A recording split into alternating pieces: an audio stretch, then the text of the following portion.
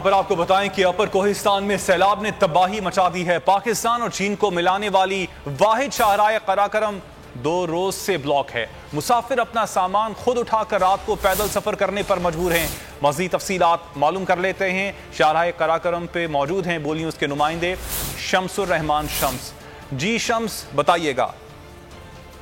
इस वक्त मैं ज़िला पर कोहिस्तान के इलाके ज़दखाड़ नाले के करीब मौजूद हूँ। यहाँ पे गुज़श्ता रोज़ सैलाब की वजह से शाहराह कराकरम हर किस्म की ट्रैफिक के लिए बंद हो गया है।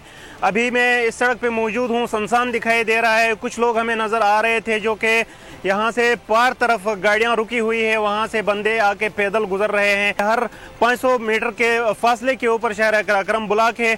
यहाँ पे बिशाम से इधर तक लोग गाड़ियों में आते हैं, कुछ जगहों पे पैदल आते हैं। अभी भी हम आपको दिखा रहे हैं, यहाँ पे कुछ लोग पैदल आ रहे हैं बिशाम से। 2 दिनों से एक मरीज यहाँ बहुत खतरनाक था, एम्बुलेंस में हमने डाल कर रास्ते में उठा के भी नहीं ले सकते। आपने भारी सामान उठा रखा है तो आप इंतजामिया को क्या कहेंगे, वो आपकी कैसे मदद करे?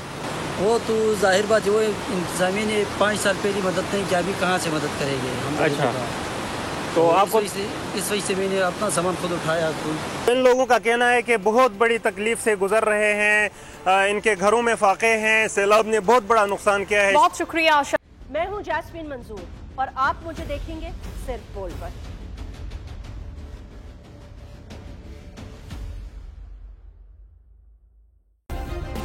सब्सक्राइब करें और बेल दबाएं ताकि कोई खबर रह न जाए।